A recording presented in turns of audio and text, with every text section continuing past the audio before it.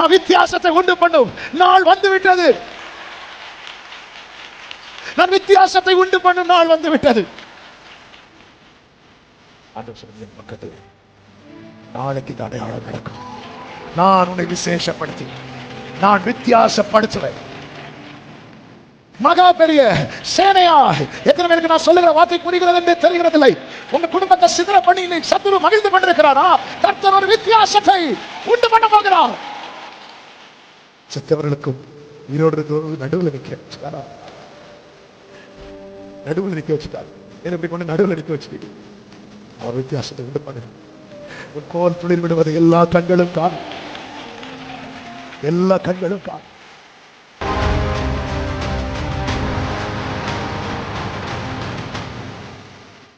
5:18 சொல்லப்பட்டிருக்கிறது, வானமும் பூமியும் ஒளிந்து போனாலும் நியாய பிரமாணத்தில் உள்ளதெல்லாம் நிறைவேறும் அளவும் அதில் ஒரு சிறு எழுத்தாகிலும் ஒரு எழுத்தின் உறுப்பாகிலும் ஒளிந்து போகாது என்று மெய்யாகவே உங்களுக்கு சொல்லுகிறேன். ஒரு சிறு எழுத்தாகிலும் அந்த எழுத்தில் இருக்கிற ஒரு உறுப்பு, அதாவது ஒரு வேர்டு இருக்குல்ல, வேர்டுல ரொம்ப சின்ன உறுப்பு எது? புள்ளி. அதனாலதான் அடிக்கடி சொல்லுவேன், அன்றியும் அவருடைய தீர்மானத்தின்படி அழைக்கப்பட்டவர்களாய் தேவனிடத்தில் அன்பு கூறுகிறவர்களுக்கு சா கா லா மூ மா போட்டு மேல ஒரு அது கூட நன்மையாக தான் இருக்கும். அதான் நான் செய்வேன் என்றார் கர்த்தர். அப்படியே அப்ப இதை செய்யறது யாரு? கர்த்தர். கர்த்தர். அதனாலதான் அப்பா பலிக்கான ஆட்டுக்குட்டி எங்க? கர்த்தர் பார்த்து இதை செய்யறது யாரு? கர்த்தர். ஒரு சிறு ஒரு உறுப்பாகிலும் எழுத்தாகிலும் அந்த எழுத்தின் உறுப்பாகிலும் ஒளிந்து போகாது. லூக்கா 16:17 சொல்லுகிறார், வேதத்தில் ஒரு எழுத்தின் உறுப்பு அவமாய் போவதை பார்க்கிலும் வானமும் பூமியும் ஒளிந்து போவது எளிதா இருக்குமா? வானமும் பூமியும் என்னைக்கு ஒரு நாள் கண்டிப்பா ஒளிந்து போக போகுது. ஆனா நம்மளால அது சாத்தியமா? சாத்தியமே கிடையாது. சாத்தானால் அது சாத்தியமாக்க முடியுமா? இந்த வானத்தை சாத்தானால ஒளிந்து போக பண்ண முடியுமா? முடியாது, முடியாது. ஆண்டவர் சொல்றாரு, இதெல்லாம் சாத்தியமே இல்லப்பா, இதுல நிக்கும். மனுஷன் தான் ஒளிந்து போனான். ஆனா வேதத்தின் ஒரு எழுத்தின் உறுப்பு அது அவமாய் போவது, அது அது அது நடக்காம போவதை பார்க்கலும் இந்த வானமும் பூமியும் ஒளிந்து போவது எளிதா இருக்கும். இந்த பைபிள் எவ்வளவு ஆழமானது. அவருடைய வார்த்தைகள் ஒன்றும் தரையிலே விழாது. அவருடைய வார்த்தை எதிர்ப்பார் இல்லை. ஒரு கட்டம் வரைக்கும் எதுவுமே சொல்லல. எகிப்துல வாதை வரும்னா அந்த வாதையினால இவங்களும் பாதிக்கப்பட்டுட்டே இருக்கிறாங்க. ஆனா ஒரு டைம் வருது பாருங்க, இந்த ஜனங்கள் கேட்கவும் இல்லை எங்களுக்கு வித்தியாசத்தை உண்டு பண்ணும் என்று. ஆனால் அவருடைய ஜனத்துக்காக அவர் வைராக்கியம் கொள்வார் என்று பைபிள்ல சொல்லப்பட்டிருக்கிறது. சீயோனுக்காக வைராக்கியம் கொண்டேன், வைராக்கியம் கொண்டேன். அவரால் அதை தாங்க முடியாது. சீயோனுக்கு அந்த உணர்வு இல்லாமல் இருந்தாலும் அவரால் அதை தாங்க முடியாது. எனவேதான் சகரியா 1வது அதிகாரத்திலே கர்த்தர் சொல்லுகிறார், சகரியா புஸ்தகம் அதனுடைய 1வது அதிகாரம் 14வது வசனம். அப்பொழுது என்னோட பேசின தூதன் என்னை நோக்கி, சேனைகளின் கர்த்தர் உரைக்கிறது என்னவென்றால், நான் எருசலேமுக்காகவும் சீயோனுக்காகவும் மகா வைராக்கியம் கொண்டிருக்கிறேன். அந்த மகா வைராக்கியம் கொண்டிருந்ததுனால கர்த்தர் என்ன செய்வேன் என்று சொல்லுகிறார். அதனுடைய 16-17 வசனம், ஆகையால் மன உருக்கத்தோட எருசலேமினிடத்தில் திரும்பினேன் என்று கர்த்தர் சொல்லுகிறார். என் ஆலயம் அதிலே கட்டப்படும், எருசலேமின் மேல் அளவு நூல் பிடிக்கப்படும் என்று சேனைகளின் கர்த்தர் சொல்லுகிறார் என்று கூறுகின்றார். இன்னும் என் பட்டணங்கள் நன்மையினால் பரம்பி இருக்கும். இன்னும் கர்த்தர் சீயோனை தேற்றரவு பண்ணுவார். இன்னும் எருசலேமை தெரிந்து கொள்வார் என்று சேனைகளின் கர்த்தர் சொல்லுகிறார் என்று பின்னும் கூறி என்றார். இதெல்லாம் அவர் அந்த வைராக்கியம். என் பிள்ளை, என் சபை, என் ஜனம் அப்படிங்கிற வைராக்கியம். ஹல்லேலூயா, ஹல்லேலூயா. ஆமா, நம்ம பிள்ளைகளுக்கு ஒண்ணு நடந்தா நம்ம பார்த்துட்டு சும்மா இருக்க மாட்டோம் இல்லங்க.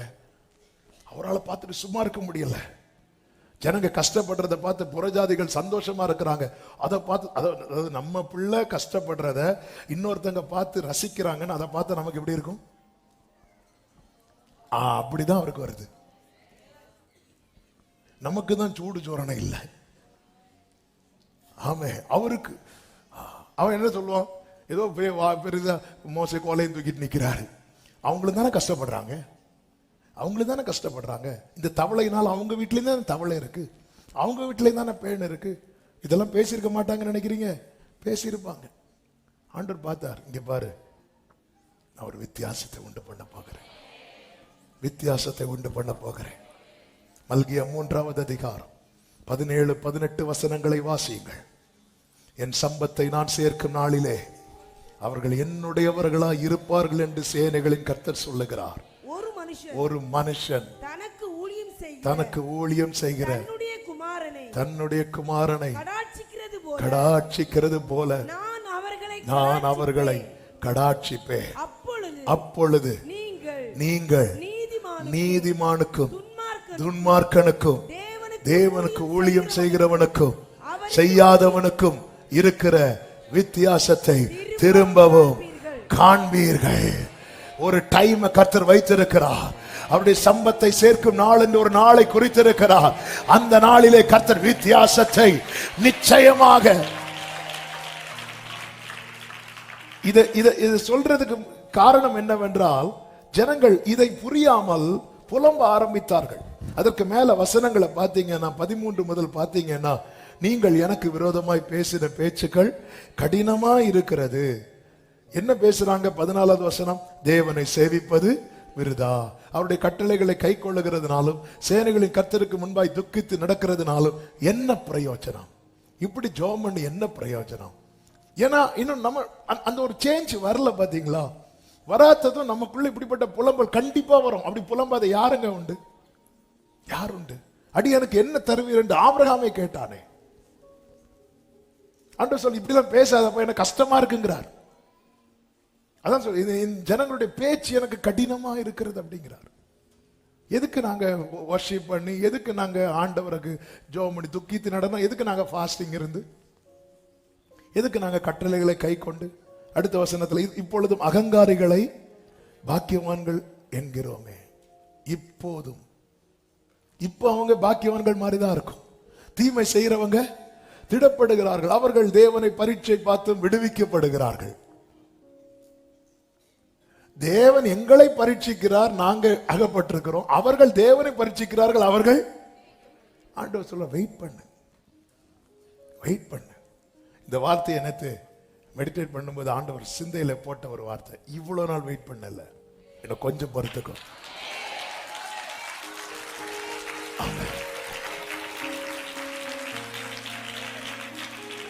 இவ்வளவு நாள் வெயிட் பண்ணல, இன்னும் கொஞ்சம் பொறுத்துக்கோ. A day will come. அப்பொழுது நீதிமானுக்கும் துன்மார்க்கனுக்கும் கர்த்தருக்கு ஊழியம் செய்கிறவனுக்கும் ஊழியம் செய்யாதவனுக்கும் அவருடைய ஜனத்துக்கும் மற்றவர்களுக்கும் உள்ள வித்தியாசம் காண்பிக்கப்படும். கைகளை தட்டி ஆமென் சொல்லுங்க பார்க்கலாம். தேவனை ஆராதிக்கிறவர்களுக்கும் தேவன் அல்லாதவைகளை ஆராதிக்கிறவர்களுக்கும் தேவன் வித்தியாசத்தை காண்பிப்பேன் என்று சொல்லி இருக்கிறார். ஏசாயா 65:13-14 ஆதலால் கர்த்தராகி ஆண்டவர் சொல்லுகிறார், இதோ என் ஊழியக்காரர் புசிப்பார்கள், நீங்களோ பசியாயிருப்பீர்கள். இதோ என் ஊழியக்காரர் குடிப்பார்கள், நீங்களோ தாகமாயிருப்பீர்கள். இதோ என் ஊழியக்காரர் சந்தோஷப்படுவார்கள், நீங்களோ வெட்கப்படுவீர்கள். இதோ என் ஊழியக்காரர் மன மகிழ்ச்சியினால் கம்பீரிப்பார்கள், நீங்களோ மன நோவினால் அலறி ஆவியின் முறிவினாலே புலம்புவீர்கள். ஏன் இப்படி டிஃபரன்ஷியேட் பண்றார் தெரியுமா? இது அப்படியே மாறி இப்போ நடந்துட்டு இருக்கு. அதான் விஷயம். இதோ அப்படின்னா இதெல்லாம் மாத்த போறார். அதான் புலம்பலுக்கு பதிலாக முச்சடிக்கு பதிலாக, ஏன்னா இப்போ உள்ள சிச்சுவேஷன் இப்படி போயிட்டு இருக்கு. அதான் ஆண்டவர் கூப்பிட்டு சொல்றார், எனவேதான் தேவன் தருகிற வார்த்தையில என்ன இருக்கும் தெரியுமா? நாளை குறித்த நம்பிக்கை இருக்கும். ஹல்லேலூயா. நாளை குறித்த நம்பிக்கை தேவன் தருகிற வார்த்தையில் மட்டும்தான் இருக்கும். ஆண்டவர் சொல்றார், இங்க பாரு, இது நான் உனக்கு தந்த வார்த்தையில ஒரு ஒரு ஒரு உறுப்பு அவமாய் போவதை விட இந்த வானமும் பூமியும் ஒளிந்து போறது ரொம்ப லேஸ். ஹல்லேலூயா. மோசே கோவத்துல தூக்கி போட்டு கல்லை உடைச்சாரு. ஹல்லேலூயா. உடைச்சாரு, தூக்கி போட்டு உடைச்சாரு. ஆண்டவர் திரும்ப 2 கல்லை எடுத்துட்டு வானார். அந்த கல்லை என்ன எழுதினார் தெரியுமா? என்ன ஒரு வெளிப்பாடு! கர்த்தருடைய வார்த்தையை தான் எழுதுவார், சாத்தனுடைய வார்த்தையை எழுதுவார். ஏற்கனவே எழுதி கொடுத்தார்ல, உடைச்சான்ல, அதே வார்த்தை. அதன் அர்த்தம் என்ன?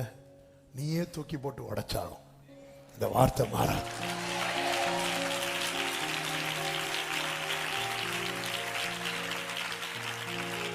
சொப்பனம் எப்படி நிறைவேறும் என்பதை பார்ப்போம் என்று சொல்லி யோசேப்புக்கு விரோதமாய் ஒரு திட்டம் போட்டாங்கல்ல, அந்த திட்டம் சொப்பனம் நிறைவேறுவதற்கு ஏதுவாய் மாறினது போல உங்கள் வாழ்க்கையிலே இன்று நீங்கள் சந்திக்கிற அனைத்துமே,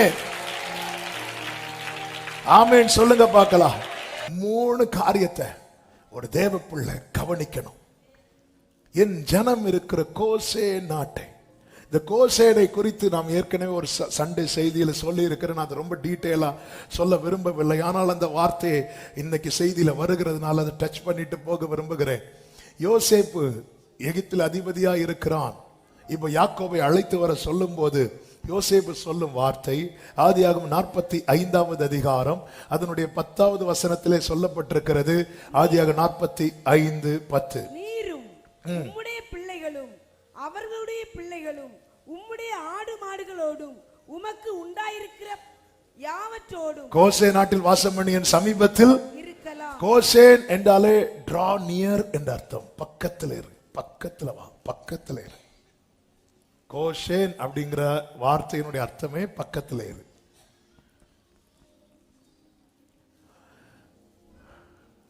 ஆண்டவர் சமூகத்துல. அப்போ இந்த நெருக்கம் வரும்போது, போராட்டம் வரும்போது, தூரம் போவது என்பது ரொம்ப எளிதில் நடக்கக்கூடியது. இயேசு கிறிஸ்து மேல சேவகர்கள் வந்து கை போட்டதும் சீஷர்கள் எல்லாம் எப்படி போனாங்க தெரியுமா? அப்படி சிதறி போயிட்டாங்க. அதனாலதான் பிலதெல்பியா சபைக்கு சொல்லுவார், உனக்கு கொஞ்சம் பலன் இருந்தும் நீ நாமத்தை மறுதலிக்கல பாத்தியா? என் ஜனம் இருக்கிற கோசே நாட்டு. அப்போ ஜனத்தை கர்த்தர் வச்சிருக்கிறார் பக்கத்துல. அதை விட்டு போயிடாதீங்க. தேவனை விட்டு விடுவதற்கு ஏதுவான காரியங்கள் தான் சுத்தி நடக்கும். ஆண்டவர் விட்டுறக்கூடாது. ஆண்டவரோடு நெருங்குவதற்கு எந்த புயல் அடிச்சாலும் ஆண்டவர்கிட்ட போகணும், ஆண்டவர்கிட்ட போகணும். பேதுரு பாருங்க, உண்மையில் ஆண்டவர் என்னையும் கடல் மேல நடக்க வைங்க. நீங்க நல்ல கவனிச்சீங்கன்னா தெரியும், நான் கடல்ல நடந்து உம்மிடத்தில் வர எனக்கு எதுக்கு பேதுரு கடல் மேல நடக்கணும்னு ஆசைப்பட்டாரு? இயேசு கிட்ட போகணும், அவ்வளவுதான். போட்ல எத்தனை பேர் இருக்கிறாங்க? பேதுருவையும் சேர்த்து 12 பேர். இப்ப இயேசு கிட்ட போகணும், ரைட். போட்ல இருக்கிறதுல பேதுருக்கு ரொம்ப நெருக்கமானது யாரு? இன்னும் நெருக்கமா ஒரு ஆள் உண்டு, அந்திரேயா. அந்திரேயா யாரு? பிரதர். யோவான் யாரு? ஃப்ரெண்ட். இவங்க எங்க இருக்கிறாங்க? டைம் இல்ல, கொஞ்சம் குயிக்கா. போட் பக்கத்தில் பாக்குறீங்களா? இங்க எங்க இருக்கலாம், போட்ல இருக்கிறான். இப்ப பேதுரு யார்கிட்ட மட்டும் பெர்மிஷன் கேட்டார்? இயேசுட்ட மட்டும். அந்திரேட்ட, அந்திரேயா நான் போட்டுமா கேட்டாரா? யோவான்ட்ட கேட்டார், நான் போட்டுமா கேட்டா விட்டுருப்பாங்க? இல்ல. இயேசு கிட்ட போவதற்கு வேற ஒருத்தருடைய பெர்மிஷன் உனக்கு தேவை இல்ல. நான் போட்டுமா? ஆண்டவருக்கு இந்த வார்த்தையை சொல்லும் போது இன்னொரு வார்த்தையை சொல்ல, ஆண்டவருக்கு ஒரு ஸ்டெப் எடுத்து வைக்கிறதுக்கு பரலோக பெர்மிஷன் இருந்தா மட்டும் போதும். வான் அவர் சொல்லிட்டார்ல, அதுக்கப்புறம் நான் இங்க போட்டுமா, நான் போட்டுமா, நான் போட்டுமா விட்டுருப்பாங்க. நம்மளே நிறைய பேர் விட மாட்டோம். ஆண்டவர் அதான் யார்கிட்ட கேட்கிறா பாருங்க, எனக்கு உங்க கிட்ட வரணும் அவ்வளவுதான். புயல் அடிக்குதுப்பா, புயல் அடிச்சா சேஃப். நான் போட்ல இருக்கிறதெல்லாம் நான் உங்க கிட்ட இருக்கிறது. இயேசு இல்லாத போட்ல இருக்கிறத விட இயேசுவோடு கூட இந்த கடல்ல நிற்பதுதான் எனக்கு சேஃப். ஆமென் சொல்லுங்க பார்க்கலாம். கிட்ட போனோம், போய் கேட்கல, நான் போட்டுமா, நான் போட்டுமா, நான் போட்டுமா, எல்லாம் எஸ்ன்னு சொல்லிருப்பாங்க. பேதுரு ஒரே ஒருத்தர் நீரே ஆனால். பேதுரு யோ அந்திரேயா அவரு எவரு, நான் போட்டுமா. சும்மா இரு பேதுருவே, ஏற்கனவே உங்க விசுவாசத்தை பார்த்தாச்சு. அவர் வந்த உடனே ஆண்டவரையும் கூட பார்த்தா ஆவேசம். நீ இரு, உனக்கு விசுவாசத்துக்கும் சம்பந்தமே. பேதுருக்கு என்ன பக்கத்துல போகணும். என்னதான் சூனேமியால் அவளை ராஜா விருந்து அவர் அறைக்குள்ள கூட்டிட்டு போகும்போது அவ துடிக்கிறா, என்னை இழுத்துக்கொள்ளும், நான் உமக்கு பின்ன ஓடி வருவேன். ராஜாவின் அரண்மனையில் அவள் இருப்பதை விட வனாந்திரத்தில் நேசர் மேல் சார்ந்து கொண்டிருப்பதை அவள் பெரிதாய் பார்த்தாள். பக்கத்திலே இரு. ஆண்டவர் உங்களை எந்த நிலையில் வைத்திருக்கிறாரோ ஆண்டவர் பக்கத்துல, அதை மட்டும் உறுதிப்படுத்திக் கொள்ளுங்கள். இன்னும்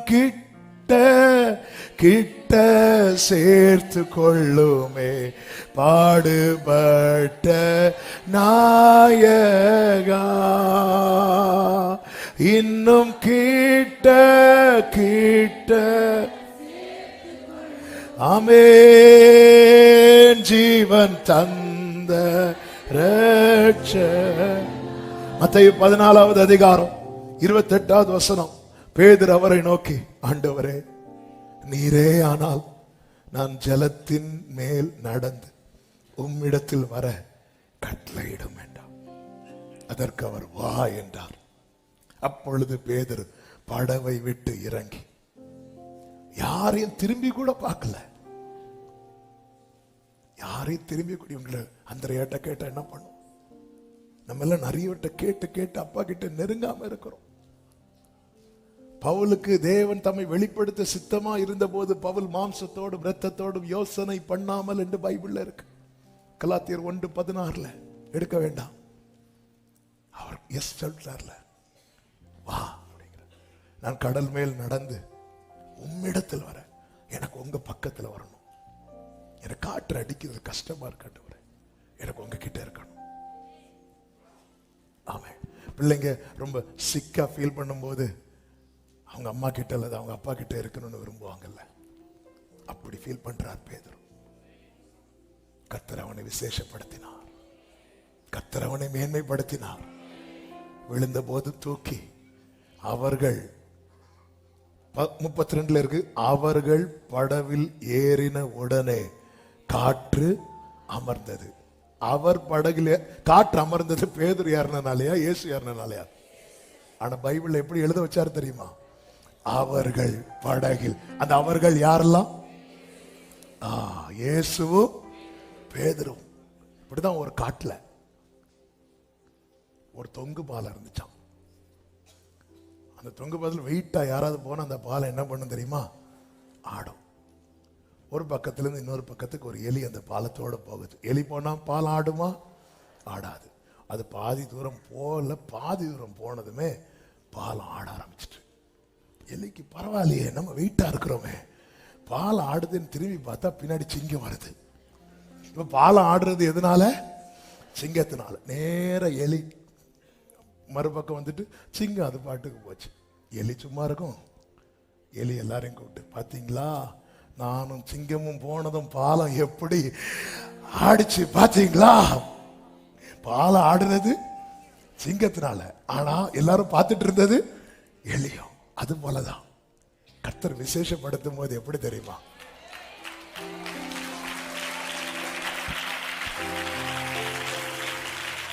இந்த 12 பேர்ல பேதுருவே, நீ தானே என்கிட்ட வரணும்னு விரும்பின. இப்ப பேதுருவே, வா, என் காலு பட்டா மட்டும் இல்ல, உன் கால் படும்போது இந்த காற்று அமருவதை மற்ற 16 பேரையும் கர்த்தர் இப்படிதான் விசேஷப்படுத்துவார். கர்த்தர் இப்படிதான் விசேஷப்படுத்துவார். இந்த புயலை அமர்த்தினால் மற்ற 11 பேர் இறங்கி வந்திருப்பாங்க. இந்த புயல்ல இவர் பெரிய விசுவாச வீரர்லாம் கிடையாது, காற்றை பார்த்து பயப்படக்கூடிய ஆளு. எல்லாம் ரைட்டு தான், ஆனா அவருக்கு இயேசு பக்கத்தில் இருக்கணும், இயேசுவோடு இருக்கணும். எதிர்காற்று வீச எதிர்போரும் பேச என்னோடு இருப்பவர் பெரியவர். ஹல்லேலூயா. அவரோடு கர்த்தருக்கு மகிமை உண்டாவதாக. ஆண்டவர் எப்படி வித்தியாசப்படுத்துவார் பாருங்கள். சங்கீதம் 68:1 என்ன சொல்லப்பட்டிருக்கிறது? தேவன் எழுந்தருளுவார், அவருடைய சத்துருக்கள் சிதறுண்டு, அவரை பகைக்கிறவர்கள் அவருக்கு முன்பாக ஓடி போவார்கள். எப்படியா? புகை பறக்கடிக்கப்படுவது போல அவர்களை பறக்கடிப்பீர் என்று சொல்லப்பட்டிருக்கிறது. நமக்கு இது தெரியும். யாத்திராகம் 14வது அதிகாரம் 24-25 வசனங்களிலே, கிழக்கு வெளுத்து வரும் ஜாமத்தில் கர்த்தர் அக்கினியும் மேகமுமான ஸ்தம்பத்தில் இருந்து எகிப்தியரின் சேனையை பார்த்து அவர்கள் சேனையை கலங்கடித்து அவர்கள் ரதங்களில் இருந்து உருளைகள் கழலவும் அவர்கள் தங்கள் ரதங்களை வருத்தத்தோடு நடத்தவும் பண்ணினார். அப்பொழுது எகிப்தியர் இஸ்ரவேலரை விட்டு ஓடிப்போம். கர்த்தர் அவர்களுக்கு துணை நின்று எகிப்தியருக்கு விரோதமாக யுத்தம் பண்ணுகிறார் என்றார்கள். அப்படி அவங்க ஓடி போகும்போது கர்த்தர் அவர்களை கடலின் நடுவிலே கவிழ்த்து போட்டார் என்று 27வது வசனத்திலே பார்க்கிறோம். காரணம், தேவன் எழுந்தருளினார். தேவன் எழுந்தருளினதுக்கு காரணம் என்ன தெரியுமா? ஜனங்களை எல்லாம் அந்த மேகத்துக்கு கீழே கொண்டு வந்தார். பக்கத்தில் இருக்கிறவன் பக்கத்தில் சத்துரு வந்தால் கர்த்தர் பார்த்து கொண்டு சும்மா இருக்க மாட்டார். அவர் பக்கத்தில் இருக்கிறவன் பக்கத்திலே சத்துரு நெருங்கினால் கர்த்தர் பார்த்து கொண்டு சும்மா இருக்க மாட்டார். ஒரு பக்கத்திலே தேவனுடைய செயலை பாருங்கள், அதான் வித்தியாசத்தை உண்டு பண்ணுகிறார். என்ன செய்கிறார்? பார்வோனும் அவன் சேனையும் ஒருமித்து இருந்த போது கர்த்தர் அவர்களை சிதற பண்ணுகிறார். தேவன் எழுந்தருளுவார், சத்துருக்கள் சிதறுண்டு போவார்கள். எப்படி சிதறுண்டு போவார்களா? தண்ணீர் உடைந்து ஓடுகிறது போல. ஒரு வழியாய் வந்தவன் 7 வழியா. இப்படிதான் கர்த்தர் சத்துருவை சிதற பண்ணுவான். திரும்பி ஓடும் போது எல்லாரும் பார்வோனுடைய ஆர்டருக்காக நிப்பாங்க நினைக்கிறீங்க? லெப்ட் ரைட் போடுறதுக்கு இல்ல. எனக்கு வீல் எல்லாம் என்ன ஆகுது? கலண்டுட்டு. வீல் கலண்ட வண்டி எங்க போகணும் தெரியாது. வீல் கலந்துட்டுன்னா அதுக்கப்புறம் டிரைவர் கண்ட்ரோல்ல நிக்காது. ஒருமித்து வந்த சத்துருவை சிதற பண்ணுகிறார். இன்னொரு புறம் பாருங்கள், இதுதான் இன்னொரு புறம். எசேக்கியேல் 37 சிதறி கிடந்த எலும்புகள்.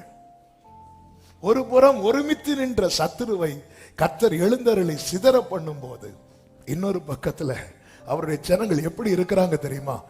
சிதறி கிடக்கிறாங்க. அந்த இடத்துல கர்த்தர் எசேக்கியேலை கொண்டு போய் நிறுத்தி சிதறி இருந்த அத்தனை எலும்புகளையும் கர்த்தர் ஒன்றோடு ஒன்று சேர வைத்து காலூன்றி, நீ அழுறது, நீ துக்கப்பட்டது, நீ மண்டாடினது, நீ உபவாசித்தது வீண் போகாது சகோதரா, வீண் போகாது சகோதரி. இன்னைக்கு சிதறி இருக்கிற உன்னுடையவர்களை கர்த்தர் ஒன்றாய் சேர்த்து, glory glory, கர்த்தர் அந்த காற்றை அனுப்புகிறார். கர்த்தர் அந்த காற்றை அனுப்புகிறார். எசேக்கியேல் பார்த்து கொண்டிருக்கையில் நடந்தது போல இந்த நாளிலே கர்த்தர் இந்த வித்தியாசத்தை, ஆமென் சொல்லுங்க பார்க்கலாம். ஒரு புறம் தேவன் எழுந்தருளி சத்துருக்களை சிதறடிக்கிறார், மறுபுறம் தேவன் சிதறப்பட்டவர்களை கர்த்தர் கூட்டி சேர்க்கிறார். ஆமென். நம்ம ஃபேமிலி எப்படி இருக்குதுன்னு பார்க்கணும். ஹல்லேலூயா ஹல்லேலூயா ஹல்லேலூயா. ஒன்று சேர்ந்து நாம் துதிப்போம், சாத்தானை மிதிப்போ, தேசத்தை. ஆமென். எல்லாம் பிள்ளைங்கள் உன் பந்தியை சுற்றிலும், உன் மனைவி உன் வீட்டோரங்களில் கனி தரும்.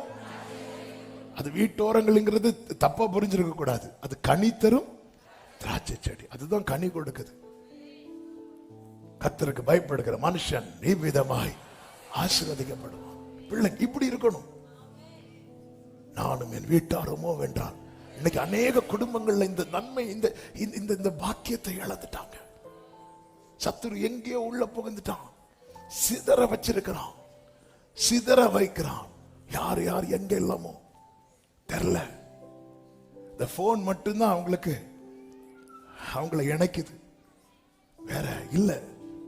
அப்படி அந்த சகோதரர் சொன்னது, நான் இங்க இருக்கிறது, என் மனைவிக்கு போன்ல நான் போன் பண்ணேன்னா என்ன கண்டுபிடிச்சிருவாங்க, நான் போன் பண்ண மாட்டேன், வேற நம்பர்ல இருந்து போன் பண்ணுவேன். என்ன ஒரு வேதனை. சிதறி இருக்கிறாங்க, சிதறி இருக்கிறாங்க. சத்துரு பார்த்து சிரிச்சிட்டு இருக்கிறான். வேதத்தில் சொல்லப்பட்டிருக்கிறது, இஸ்ரவேலர் யாத்திராகமம் 5:11 நீங்க போய் உங்களுக்கு அகப்படுகிற இடங்களில் வைக்கோல் சம்பாதியுங்கள், ஆனாலும் உங்கள் வேலையில் ஒன்றும் குறைக்கப்படுவதில்லை என்று பார்வோன் சொல்லுகிறார் என்றார்கள். அப்பொழுது வைக்கோலுக்கு பதிலாக தாளடிகளை சேர்க்கும்படி ஜனங்கள் எகிப்து தேசம் எங்கும் சிதறி போனார்கள். ஆமென். அதாவது இவங்க சிதறி போனது கோல்டு சேர்க்கிறதுக்கு இல்ல, வைக்கோலுக்கு பதிலா தாளடிகள் என்னன்னு தெரியல. சரி, வைக்கோல்னு வச்சுக்கோங்களேன். இலையா? இலை புறக்க இவங்க சிதறி போனது. 4 பேர் 4 பக்கத்துல சிதறினது எதுக்கு தெரியுமா? கோல்டு எடுக்கல, டைமண்ட் எடுக்கல, இலை. இவங்க யாரு? என் ஜனங்கள்ங்கிறார்.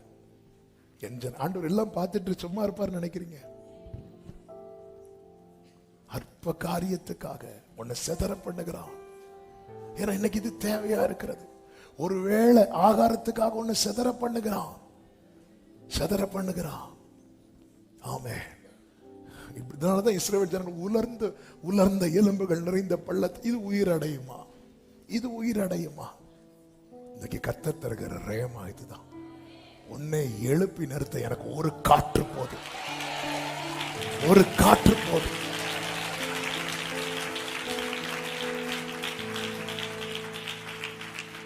உன்னை இந்த நிலைமைக்கு ஆளாக்குன பார்வோனை அவன் சேனையும் கர்த்தர் எழுந்தருளி அவனை சிதற பண்ணுவான். ஆனால் இதே கர்த்தர் என்ன செய்கிறார் தெரியுமா? இஸ்ரவேலர் எல்லாம் யாத்திராகமம் 13:18 சிவந்த சமுத்திரத்தின் வனாந்திர வழியாய் ஜனங்களை சுற்றி போக பண்ணினார். இஸ்ரவேல் புத்திரர் எகிப்து தேசத்திலிருந்து அணியாய், எல்லாரும் சொல்லுங்க பார்க்கலாம், அணியாய், நல்ல கைகளை தட்டி அணியாய் புறப்பட்டு போனார்கள். இலைக்காக ஆடு மாடுக்கு இலை கொடுக்கணும். இலை கொடுத்தாதான் அது பால் கொடுக்கும், அது வேலை செய்யும்.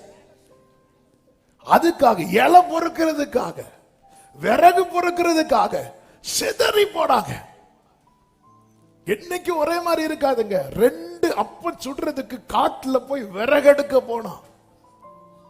ஆமென். கொஞ்சம் மாவு கொஞ்சம் எண்ணெய். கர்த்தர் ஒரு வித்தியாசத்தை உண்டு பண்ணினார். கர்த்தர் வித்தியாசத்தை உண்டு பண்ணது என்ன? பஞ்ச காலத்தை மாற்றினாரா? காலத்தை மாற்றல, ஆனா இவன் வீட்டுக்குள்ள ஒரு வித்தியாசத்தை உண்டு பண்ணினார். ஹல்லேலூயா. வித்தியாசம். அந்த பஞ்சகாலம் முழுவதும் மாவு குறையல, எண்ணெய் குறையல. பஞ்சகாலம் முழுவதும் மாவு எண்ணெய் குறையாதுன்னா அவளுடைய ஜெபம் எதுவா இருந்திருக்கும்? ஆண்டவர், இந்த பஞ்சகாலம் மட்டும் முடிஞ்சிடவே கூடாது. பஞ்சகாலம் முடிகிறது வரைக்கும் கேரண்டி, மாவுக்கும் எண்ணெய்க்கும்.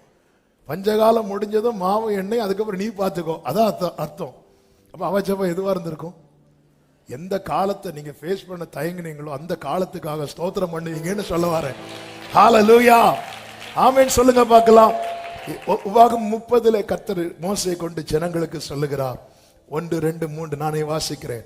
நான் உனக்கு முன்பாக வைத்த ஆசீர்வாதமும் சாபமும் ஆகிய இந்த காரியங்கள் எல்லாம் உண்மையில் வரும்போது, நீ உன் தேவனாகிய கர்த்தரால் துரத்தி விடப்பட்டு எல்லா ஜாதிகளிடத்திலும் போயிருக்கும் போது, நீ உன் இருதயத்தில் சிந்தனை செய்து உன் தேவனாகிய கர்த்தரிடத்துக்கு திரும்பி, அதுதான் சொன்னேன், பக்கத்தில் வா, பக்கத்தில் இரு.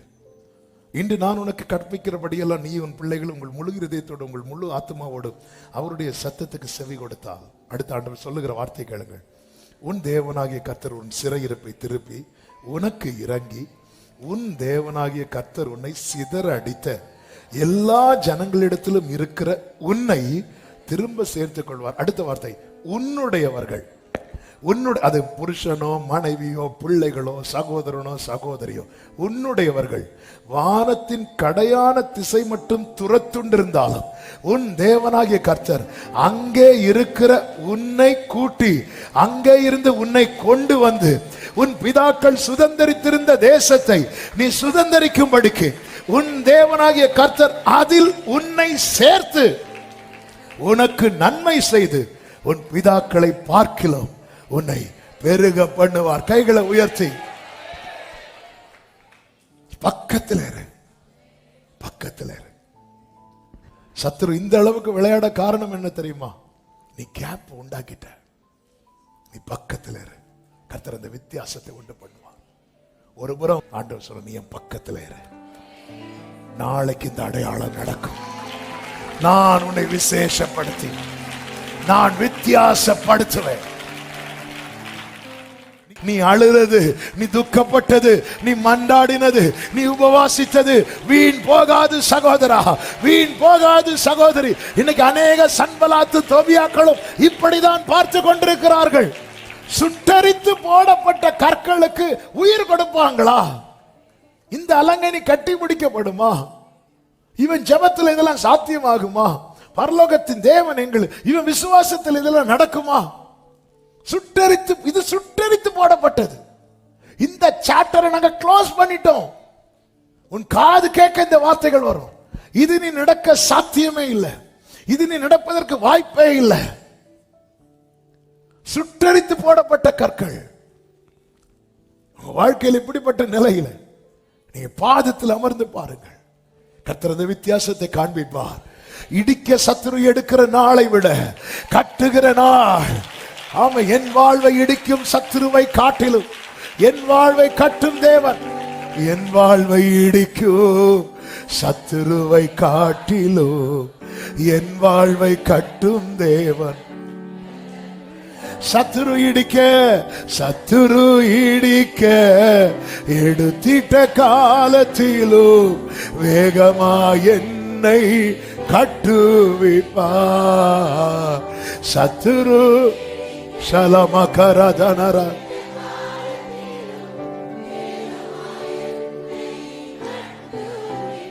சுட்டரித்து போடப்பட்டது என்று சன்பலாத்து சொல்லும் போது அவன் கூட சேர்ந்து நீ இசைப்பாட்டு பாடாத. ஆமா, அது சுட்டரித்து போடப்பட்டதுதான், இனி இது வாய்ப்பு அப்படி சொல்லிராத. அவன் சொல்லி கொண்டுதான் இருப்பான்.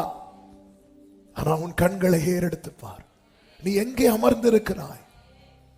தேவை, அது நல்ல பங்கு. ஆண்டவர் சமூகத்தில் அழணுமா? சமூகத்தில் போய் உட்கார்ந்து அழுங்க. எந்த மனுஷன் முன்னாடியும் அழாதீங்க. தன் முகம் ராஜாவுக்கு முன்பாய் வாடலாய் இருக்கக்கூடாதுன்னு ட்ரை பண்ணா, ஆனா வாடலா வந்துட்டு. கர்த்தர் சிலருக்கு முன்னாடி நம்ம முகத்தை அப்படிதான் வைப்பார். அப்படி வைக்கிறதுனால நமக்கு தயவு கிடைக்கும். அதுக்காக எல்லாருக்கும் முன்னாடி போயிருந்துட்டு அப்படி இருக்காதீங்க, அடிதான் கிடைக்கும். ஆமே, உள்ளம் அப்படி குமுறுது. இத்தனைக்கு ஜோம் பண்ணிட்டு தான் வராரு. சில நேரத்தில் பாருங்க, ஜோம் பண்ணிட்டு வந்தாலும் நமக்கு உள்ளம் என்ன பண்ணிட்டு இருக்குன்னு தெரியுமா? அழுதுட்டே இருக்கும். அன்னாள் சில காரியத்துக்காக ஜோம் பண்ணிட்டு வந்ததும் நம்முடைய அன்னாள் அதன் பிறகு துக்கமுகமாய் சில காரியத்துக்காக எவ்வளோ ஜோம் பண்ணதுக்கு அப்புறம் உள்ளம் அழுதுட்டு தான் இருக்கும். அந்த அழுகையினால உங்களுக்கு தயவு கிடைக்கும். ஆமேன்னு சொல்லுங்க பார்க்கலாம். ஆண்டவர், நான் இவ்வளோ ஜோம் பண்ணதுக்கு அப்புறம் இன்னும் நான் அழுதுட்டு தானே இருக்கிறேன். கர்த்தர் சொல்லுகிற வார்த்தையை கேளுங்கள், அதனால உங்களுக்கு ராஜாவின் தயை கிடைக்கும். நல்ல கைகளை தட்டி, நான் வித்தியாசத்தை உண்டு பண்ணும் நாள் வந்து விட்டது. நான் வித்தியாசத்தை உண்டு பண்ணும் நாள் வந்து விட்டது. ஹல்லேலூயா, ஹல்லேலூயா. இதுதான் ஆரம்பத்தில் இவ்வளவு காலம் பொறுத்தாயே. ஆமென். பலி செலுத்துறதை விட்டுறாத. அந்த வசனத்தில் சொல்லப்பட்டிருக்கிறது, அவன் ஓடினான், ஜனங்களுக்குள்ளே வாதை தொடங்கி இருந்தது. அவன் தூப வர்க்கத்தை போட்டு ஜனங்களுக்காக பாவ நிவர்த்தி செய்து செத்தவர்களுக்கும் உயிரோடு இருக்கிறவர்களுக்கும் நடுவேன் என்றான். மோசே எங்க நிற்கிறாரு? உயிரோடு இருக்கிறவங்க பக்கத்தில். ஆரோன் எங்க நிற்கிறாரு? 2 பேருக்கு நடுவில். இதான் திறப்பில் நிற்கிறவன். மோசே ஜனங்களுக்கும் தேவனுக்கும் நடுவில் நின்னான். ஜனங்கள் கோபாக்கினைக்கு பாத்திரவான்களா இருக்க, தேவ கோபம் அவங்க மேல வந்துடக்கூடாது அப்படி நிக்கிறான். ஒவ்வொருத்தருக்கு என்ன அழைப்பு அங்க நிக்கணும்.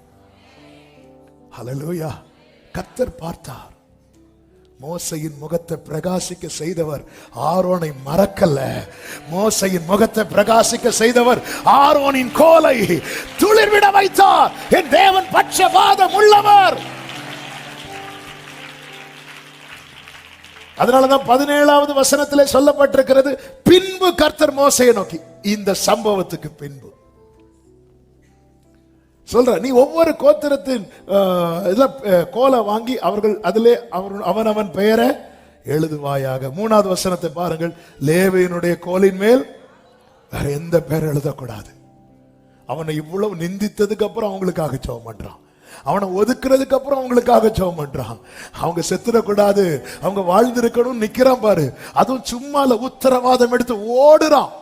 எங்க அக்னியை எடுத்து அந்த தூப இதுல போட்டு ஓடுறதுங்கிறது விளையாட்டு காரியமா? விளையாட்டு காரியமா? அவன் கிரயம் செலுத்துறான்.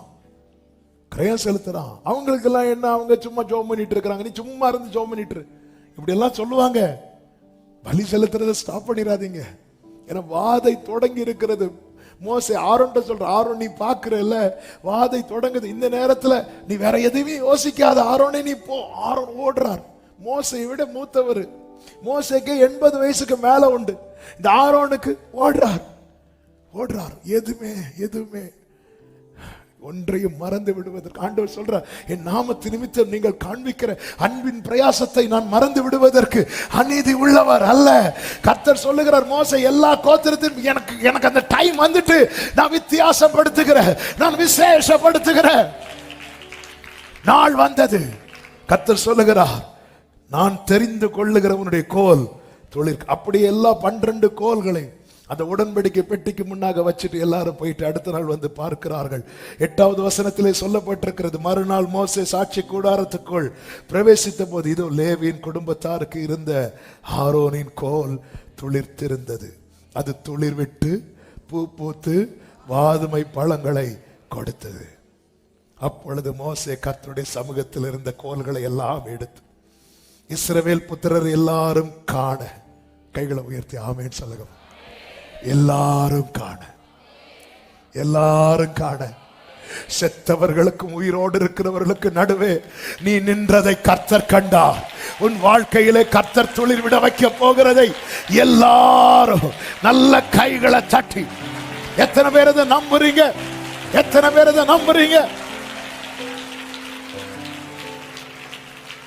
எல்லாரும் காண வெளியே கொண்டு வந்தார்.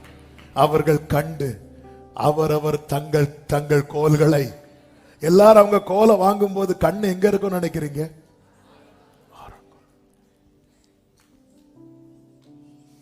ஆகாது என்று தள்ளின கல்லை. நான் நம்புறேன் சிலருக்காக இந்த ஃபைல் எமர்ஜென்சி ஃபைல், இது தூக்கி மேல வச்சு பேசிட்டு இருக்கிறார். எல்லா கண்கள் காண, பக்கத்தில் இரு, பாதத்தில் இரு, பலி செலுத்தி கொண்டிரு, வித்தியாசத்தை உண்டு பண்ணுவார். அது எப்படிப்பட்ட வித்தியாசம் தெரியுமா? விசேஷப்படுத்தி சொல்லிட்டு இந்த வார்த்தையை சொல்லி செவிக்கிறேன். சொல்லிட்டு என்ன சொல்றா தெரியுமா? இந்த முறுமுறுப்பை ஒளிய பண்ணுவேன். முறுமுறுப்பை. 10வது வசனத்தை பாருங்கள். அப்பொழுது கர்த்தர் மோசேயை நோக்கி, ஆரோனின் கோல் அந்த கலகக்காரருக்கு விரோதமாய் அடையாளமாகும் பொருட்டு அதை திரும்பவும் சாட்சி பெட்டிக்கு முன்னே கொண்டு போய், அது முன்னாடி இருக்கணும். இப்படி அவர்கள் எனக்கு விரோதமாய் முறுமுறுப்பதை ஒளிய பண்ணுவாய், அப்பொழுது அவர்கள். இப்போ பாருங்க, ஆரோன் கோலை துளிர்விட பண்ணினதும் எதற்காக தெரியுமா? ஜனங்க வாழ்வுக்காக. ஜனங்க அவங்க சாக மாட்டாங்க, அப்படிதான் சொல்றாரு. கர்த்தர் வித்தியாசப்படுத்துறது இன்னொருத்தங்களை அழிக்கிறதுக்கு இல்ல, நம்மளை கர்த்தர் உயர்த்தி வைத்து அநேகரை மீட்கும்படிக்கு இந்த சாட்சி பெட்டிக்கு முன்பாகவே.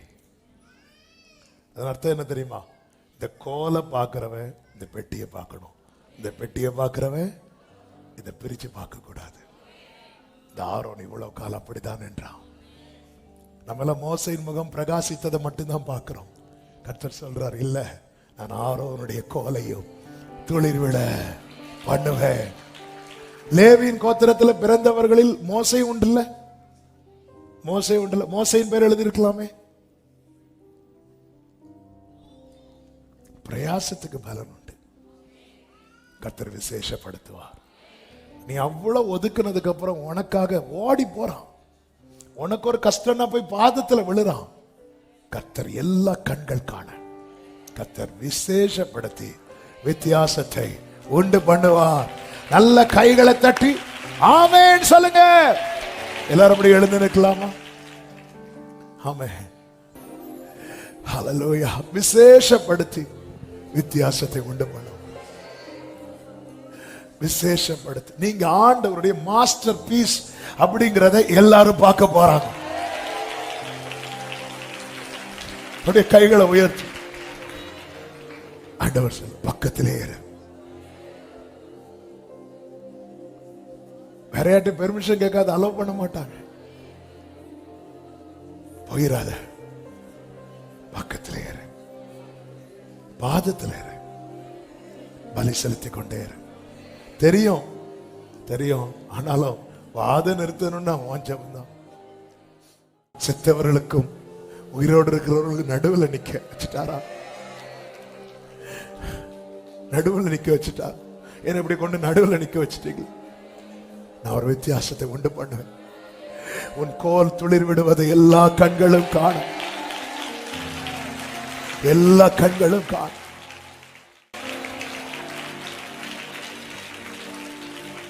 அப்படியே கைகளை உயர்த்தி தகப்பன அந்த வித்தியாசத்தை பிள்ளைங்க வாழ்க்கையில் நீ செய்ய போகிறதற்காக ஸ்தோத்திரம். ஆன்லைன்ல பார்க்கிறவர்கள் இருக்கிற இடத்துல கைகளை உயர்த்தி, நான் தெரிந்து கொண்டவனுடைய கோல் துளிர்க்கும், நான் தெரிந்து கொண்டவனுடைய கோல். இயேசுவின் நாமத்தில் ஜெபிக்கிறப்பா, நீ தந்த நல்ல வார்த்தைகளுக்காக, தீர்க்க தரிசன வார்த்தைகளுக்காக ஸ்தோத்திரம். நீர் அந்த வித்தியாசத்தை சீக்கிரமாய் உண்டு பண்ண போறீங்க. கர்த்தர் அப்படியே செய்தார், கர்த்தர் அப்படியே செய்வார், கர்த்தர் அப்படியே செய்வார். ஒவ்வொருவரை ஆட்கொள்ளும், கண்மணி போல காத்துக்கொள்ளும். உம்மை விட்டு தூரம் போயிடக்கூடாது. பக்கத்துல பாதத்துல பலி செலுத்தி கொண்டிருக்கிற நிலையில எங்களை தொடர பண்ணும். சமாதானத்தோடு அனுப்பி சாட்சியாய் கொண்டு வரும். எல்லா மகிமை கனம் துதி ஸ்தோத்திரங்கள் ஒருவருக்கே செலுத்துகிறோம். இரட்சகர் இயேசு கிறிஸ்துவின் நாமத்தில் பிதாவே, ஆமென். சேர்ந்து சொல்வோம், என் ஆத்துமாவே கர்த்தரை ஸ்தோத்திரி, முழுவதுமே அவருடைய பரிசுத்த நாமத்தை ஸ்தோத்திரி. என் ஆத்துமாவே கர்த்தரை ஸ்தோத்திரி, கர்த்தர் செய்த சகல உபகாரங்களை மறவாதே. ஆமென். நம்முடைய கர்த்தராகிய இயேசு கிறிஸ்துவின் கிருபையும் பிதாவாகிய தேவனுடைய அன்பும் பரிசுத்த ஆவியானவருடைய ஐக்கியமும் சிநேகமும் பாதுகாவலும் நம் அனைவரோடும் எல்லா பரிசுத்தவான்களோடு கூட கர்த்தருடைய வருகை மட்டும் தங்கி இருப்பதாக. ஆமென். ஹல்லேலூயா. God bless you. கர்த்தர் உங்களை ஆசீர்வதிப்பாராக. ஆமென்.